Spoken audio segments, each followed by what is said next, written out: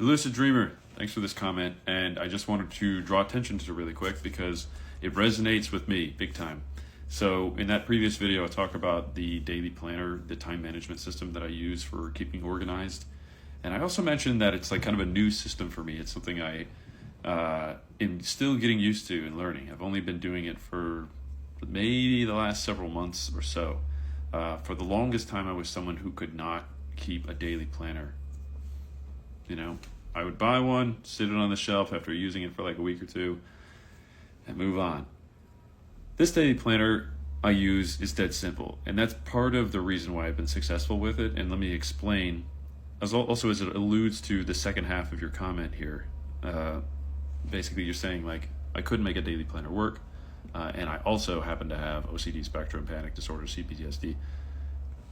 I haven't had any of those, but I have had a pretty severe anxious attachment before in my life. And what worked for me, because I think this is my hypothesis, people that are really good at daily planners kind of maybe fit into one of two categories. Either A, they are so worried about things going wrong, they have to absolutely have it that way. You know, everything's scheduled out to the minute almost. Or they're at peace with themselves and they plan because it's a healthy thing to do, it's a good habit to have, and they can find that peace within themselves to sit down and write out their plan and do that thing. Now for the first group, I'm not a therapist. Second group though, I can talk about how I've gotten there, where I have enough peace in my life that I can sit down and write out a plan and be organized. And it actually conversely helps make my life more peaceful. Let me pause here. I think it comes from, initially, maybe, there was too much on my plate as a kid. So, my life was messy. Couldn't seem to get it organized because I had too much to worry about. You know? I don't want to go into details, but like, I had to fix my own meals most often when I was a kid and take care of a lot of the responsibilities that probably should have been taken by an adult. I had to do those things for myself. And so, the fact that I was unorganized and unable to sit still and pay attention and sit down and fill out a book, and like, it's kind of not a surprise because I've had all this anxiety in my life. So as an adult, as I've started to address the things that caused me anxiety and ask the questions like, why am I anxious about this? And then like further drill down into that anxiety component and figure out what the actual core of it is, I've been able to face the fears in my life. And as I face those fears, I've become less anxious. And that might sound like word salad. Like, give me an example. I used to be really anxious about approaching girls in public. Not anxious about that anymore. It's like one less thing that I'm anxious about. And so there's overall less anxiety in my life.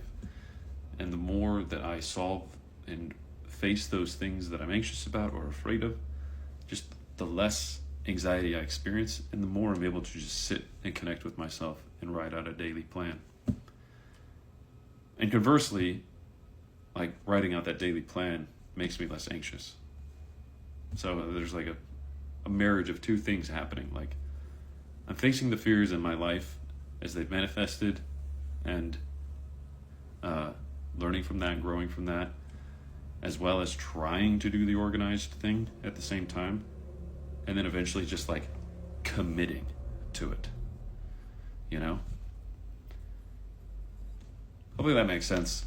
I've done a couple takes of this. I promised myself I wasn't going to do any more. So if you have any questions, or maybe you're interested in some resources, people out there that maybe deal with this issue of anxiety and not being able to sit down and do a daily planner, there's a test you might take. And again, I'm not a therapist, but it's if you go to the link in my bio, there's a Facebook group there.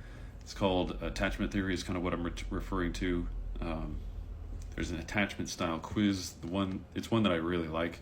There's a lot of them out there. This one breaks your attachment style down to 4 different categories of attachment with your intimate partner, mother, father, and the public at large. And once you know what your attachment style is, you can start to fix it, you know. if it needs fixing.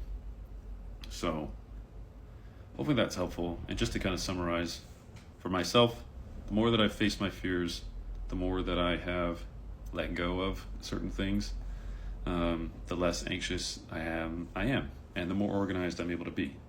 It's also like the less responsibility I give myself, the more bandwidth I have to take good care of those things I am still responsible for. If that makes sense. I just want to add, when you do join the Facebook group here, it's this post right here that I am referring to. So check that one out.